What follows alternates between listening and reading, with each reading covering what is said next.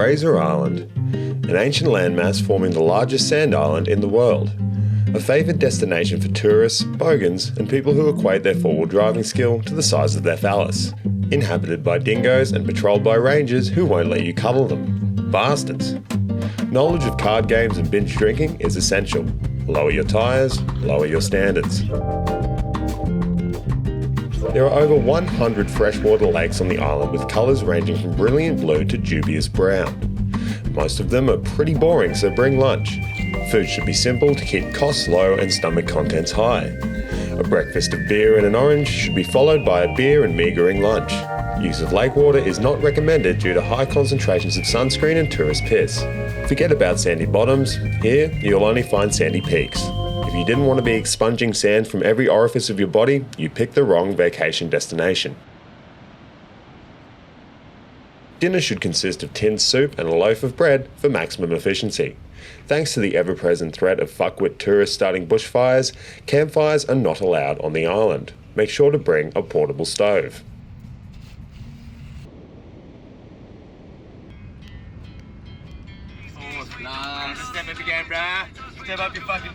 The eastern side of the island receives over 1.5 meters of rainfall every year. Check the weather forecast before going and learn to read meteorologist. A 40% chance of 3 mils of rain equates to a 100% chance of a goddamn cyclone. In these conditions, any tent is guaranteed to get flooded.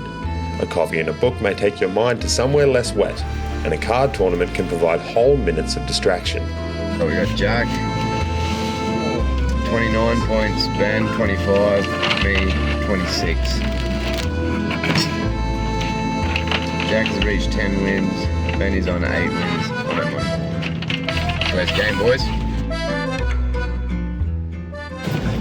She's flooded out, mate. She's flooded. She's flooded out. Better hand deep. Better hand deep. That's our plans. Lucky we got a bit of blue. Yeah. Clear blue skies come through. A break in the rain is a good time to perfect your scrap metal awning design. The addition of plastic water bottles between the roof and the snatch strap will reduce water pooling and lead to slightly less wet socks. Your friends may become disheartened by poor weather. Should they turn into miserable bastards, stay positive to lift their spirits. Having fun, Ben? Yeah. Too much fun.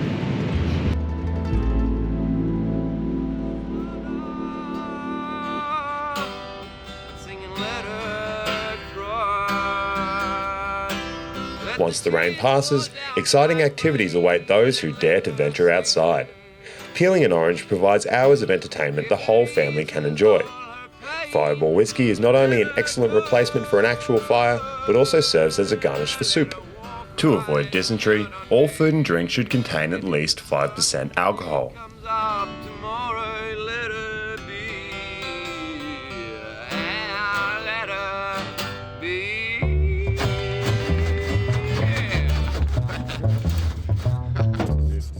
Problems are bound to occur with old cars, but what's worse is being caught unprepared and getting stranded on the beach like a dickhead. In case you do something stupid, make sure that you at least know how to change a tyre. If you don't bring a spare, I can't help you. In fact, I doubt anyone can. Always turn your vehicle on before driving on the island. Releasing the handbrake is also strongly recommended.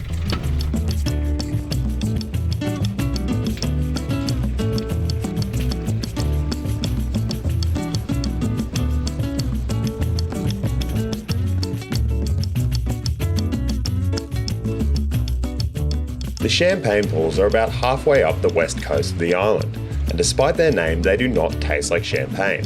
Please do not drink the champagne pools. Please do not pee in the champagne pools. Tourists and locals have been known to drink them from time to time. Ngala Rocks is an example of an exposed section of the bedrock on which Fraser Island sits, but the barrier they create forces vehicles to use a bypass which has been known to relentlessly bog down tourists with its soft sands and steep ascent. Maintain speed while traversing this track, otherwise you'll end up bogged like this idiot.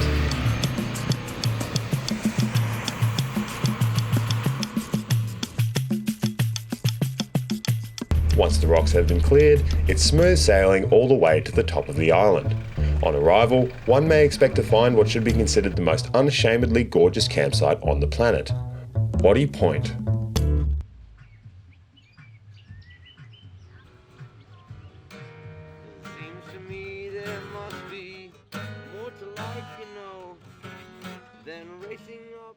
Fishing is easier here for people who know how to fish. If you don't know how to fish, a $10 rod from Kmart will suffice. It's not about the size of the rod, it's how you use it. If you've got all the gear but no idea, people will laugh at you.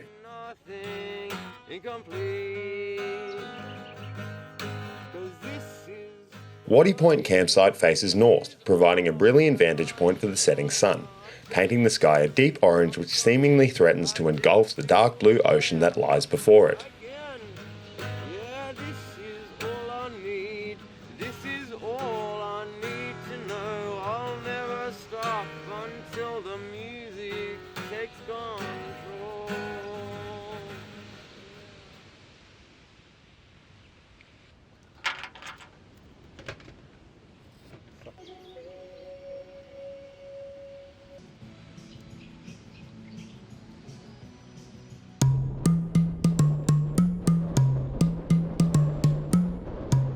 Sand dunes on the island are as immense as they are ancient.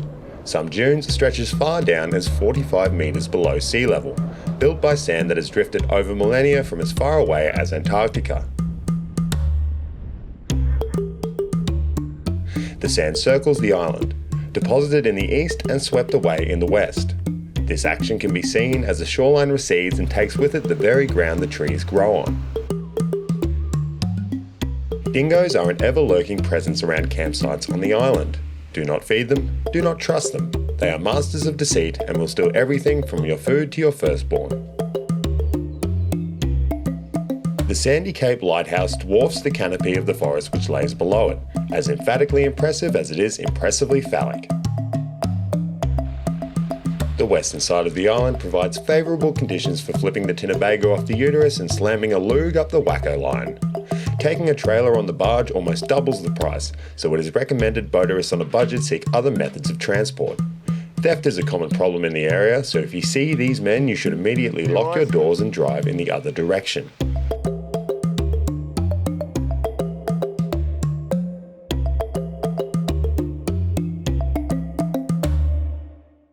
Even on a cloudy day, the crystal white sands penetrate the clear blue water, revealing the pristine floor of the bay. Fishing often contains long periods of inactivity for people who don't know how to fish, so make sure to bring other forms of entertainment such as a book or food. Do not bring a book about food, as that will only make you hungry. One should always remember to bring tinned salmon in the event no fish are caught, so as to ensure that even if you can't taste the experience, you can at least experience the taste.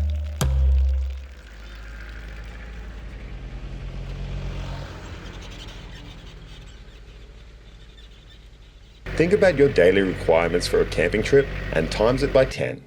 With diesel clocking in at $2.40 per litre and a jar of pasta sauce $6.20, the unprepared traveller can expect to pay egregious prices for basic necessities. A slab of the cheapest, nastiest beer money can buy comes in at $78. Ouch. If you can't afford these prices, your next best option is the local rubbish dump. Waste transfer stations are located near most towns on the island and are easily accessible. The island's ecosystem is fragile and its biggest threat is tourism and climate change, so don't be a cunt. Throw away your rubbish and leave some for the backpackers.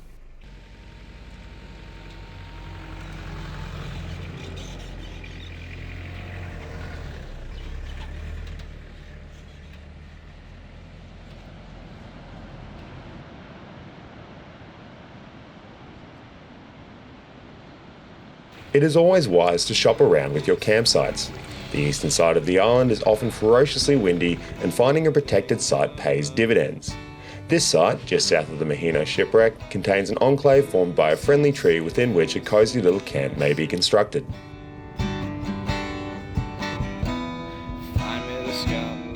It is at these moments, in these campsites, around the soft, warm glow of a fireball that one can truly relax. Fond memories of stories and songs with dear friends form deep connections with the island on which these moments take place.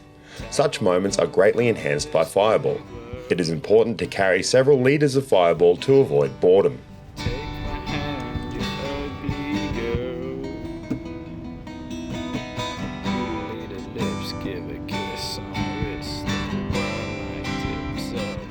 A diet of soup, bread and beer will inevitably lead to some side effects. When defecating on the island, make sure to dig a big hole. One can never be sure how much space they might need. Bowel movements may become irregular during periods of prolonged binge drinking, but steps may be taken in order to make the experience more tolerable. A poo with a view ameliorates a sting on the ring.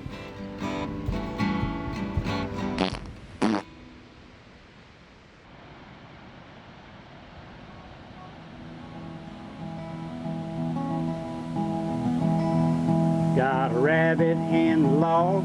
I ain't got no rabbit dog. Lord, I hate Washouts are created as water flows from creeks and ponds into the sea and create hazards which must be traversed with the utmost care. Passing over them too quickly can result in serious damage to your vehicle. Always remain vigilant while driving. Get away.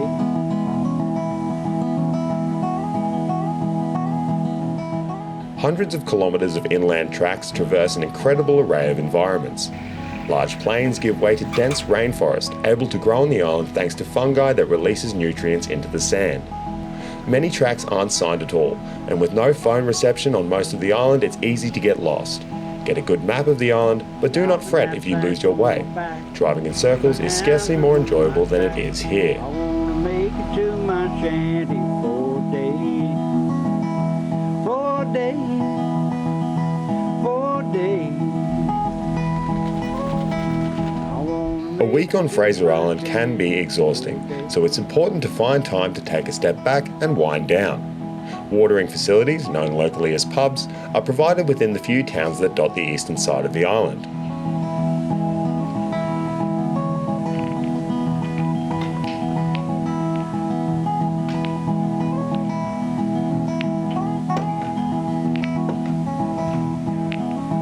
Babe, I've did all I can do. I can't get along. Always plan for rain. It is unforgiving and ever present, so a sharp eye on the sky is extremely important. Well, the gods of Fraser Island have smite us for being frivolous and for being materialistic when we have come out here to enjoy the fruits of nature. And we just can't seem to appreciate it, mate. It's just gets us every time, so. Yeah. Just for one last fucking time. It had to rain.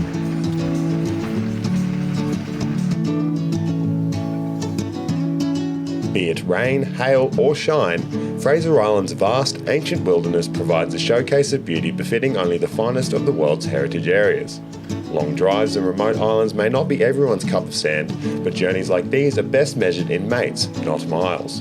To quote Eleanor Roosevelt, "The purpose of life, after all, is to live it, to taste experience to the utmost, to reach out eagerly and without fear for newer and richer experience." While it is important that travellers are adequately prepared for challenges that may arise, great enjoyment can be extracted from bringing only the bare necessities and placing trust in nature's providence. It is a place that bears much more to offer than simple sand. It is a place for introspection, for pure relaxation, and for swearing at wild dogs. Whether coming by large barge, light plane, or long swim, pack a smile for maximum enjoyment and have a pleasant stay.